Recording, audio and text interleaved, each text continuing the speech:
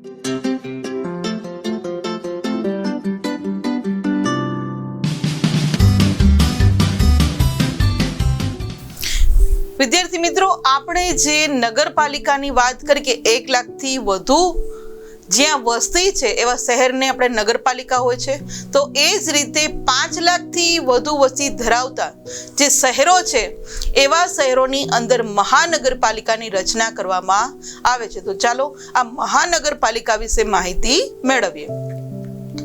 મહાનગરપાલિકાની વાત કરીએ વિદ્યાર્થી મિત્રો, તો મહાનગરપાલિકામાં પણ સભ્ય સંખ્યા છે એ વસ્તીના આધારે નક્કી કરવામાં આવે છે કે 5 લાખથી વધુ હોય ને મહાનગરપાલિકા છે, પણ જેમ જેમ ત્યાં વસ્તી વધારે થાય એ રીતે મહાનગરપાલિકાના સભ્યોની સંખ્યા નક્કી કરવામાં આવે છે.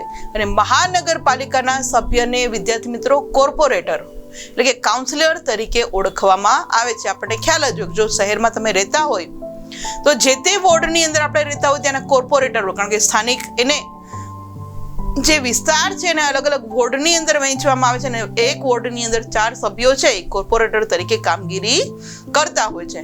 અને મહાનગરપાલિકાના વિદ્યાર્થી મિત્રો જે વડા હોય એ વડાને મેયર કહેવામાં આવે છે, કે જે સભ્યો જેટલા ચૂંટાઈને આવશે આ કોર્પોરેટરોમાંથી જ એક સભ્યને વડો તરીકે ચૂંટવામાં આવે છે અને એ હોય છે મેયર, જેને આપણે કહીએ છીએ મેયર.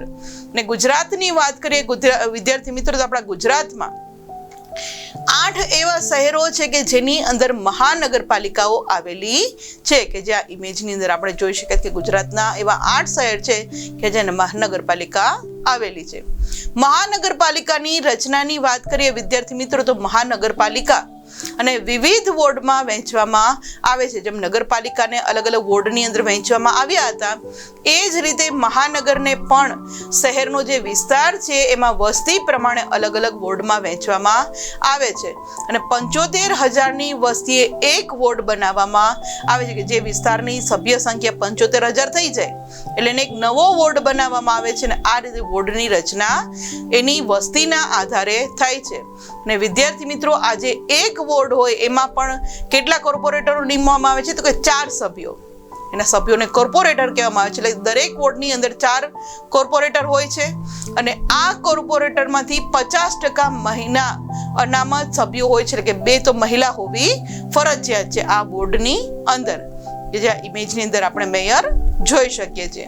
વિદ્યાર્થી મિત્રો, શહેરના મતાધિકાર ધરાવતા તમામ મતદારો છે એ ચૂંટણીમાં મતદાન કરી શકે છે. કે મહાનગરપાલિકાની ચૂંટણી હોય એટલે જે તે શહેરના જે પણ મત અધિકાર ધરાવતા પુખ્ત વયના હોય, એનું નામ નોંધાયેલું હોય, આવા જે મતદારો છે એ મહાનગરપાલિકાની ચૂંટણીની અંદર મતદાન કરી શકે છે અને પોતાના વિસ્તારના જે કોર્પોરેટર છે એને ચૂંટી કાઢે છે. અને વિવિધ વોર્ડમાંથી ચૂંટાયેલા સભ્યો છે એ બહુમતીથી પોતાનામાંથી મેયરને ચૂંટી કાઢે છે. જેમ નગરપાલિકાની અંદર પ્રમુખ અને ઉપપ્રમુખ હતા, એ જ રીતે મહાનગરપાલિકાની અંદર જેટલા પણ કોર્પોરેટર વોર્ડમાંથી ચૂંટાઈને આવે, આ કોર્પોરેટર દ્વારા મેયરને ચૂંટી કાઢવામાં આવે છે.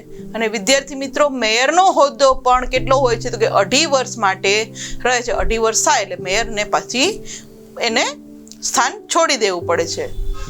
આગળ વાત કરીએ વિદ્યાર્થી મિત્રો, તો વહીવટ કોણ કરે છે મહાનગરપાલિકાની અંદર, તો કે ચૂંટાયેલા સભ્યો જે હોય છે આ સભ્યોમાંથી જ વિદ્યાર્થી મિત્રો વિવિધ સમિતિઓ બનાવવામાં આવે છે. કેવી સમિતિ હોય છે, કે જેમાં કારોબારી સમિતિ, કે જેને સ્ટેન્ડિંગ કમિટી કહીએ છીએ, એ સૌથી વધારે મહત્વની સ્ટેન્ડિંગ કમિટી જે છે મહાનગરપાલિકાની અંદર, આ કારોબારી સમિતિ સૌથી વધારે મહત્વની છે. આ ઉપરાંત મહાનગરપાલિકાના વહીવટી વડા જે હોય છે વિદ્યાર્થી મિત્રો, એ મ્યુનિસિપલ કમિશનર હોય છે. જેમ નગરપાલિકાના વડા કોણ હતા, તો કે ચીફ ઓફિસર. એ મહાનગરપાલિકાનો વહીવટ કોણ સંભાળે છે, તો કે મ્યુનિસિપલ કમિશનર છે એ પોતે સંભાળતા હોય છે. અને મ્યુનિસિપલ કમિશનરની નિમણૂક વિદ્યાર્થી મિત્રો રાજ્ય સરકાર કરે છે, કે જ્યાં ઇમેજની અંદર આપણે જોઈ શકીએ છીએ. વિદ્યાર્થી મિત્રો, મહાનગરપાલિકાની રચના થઈ તો એ કાર્ય શું કરે છે આ શહેરની અંદર, તો કાર્યોની વાત કરીએ તો શહેરી વિસ્તારમાં વસ્તી વધારે હોય છે. આપણને ખ્યાલ છે કે ગામડાની તુલનામાં શહેરની અંદર વસ્તી ગીચતા વધુ હોય છે. આથી નાગરિકોની સુખાકારી અને શહેરના વિકાસ માટે વધુ જવાબદારીપૂર્વક કામગીરી કરવાની હોય છે, કે લોકોને વધારે સુખાકારી મળી રહે, એનો વિકાસ થાય, શહેરનો લોકોનું આરોગ્ય જળવાઈ રહે. આ તમામ કામગીરી છે એ મહાનગરપાલિકાના સભ્યો દ્વારા, એની જે સમિતિઓની રચના કરવામાં આવી છે એના દ્વારા કરવામાં આવે છે.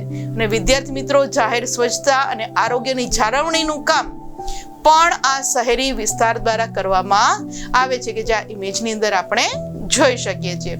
વિદ્યાર્થી મિત્રો, આ ઉપરાંત પીવાના ચોખ્ખા પાણીની વ્યવસ્થા છે, એનું વિતરણ છે, સાથે સાથે ગટર વ્યવસ્થા છે, સાફ સફાઈ છે, ગંદા કચરાનો નિકાલ કરવાની કામગીરી છે. તમામ કામગીરી છે એ મહાનગરપાલિકાના સભ્યો એટલે કે કોર્પોરેટર દ્વારા કરવામાં આવતી હોય છે.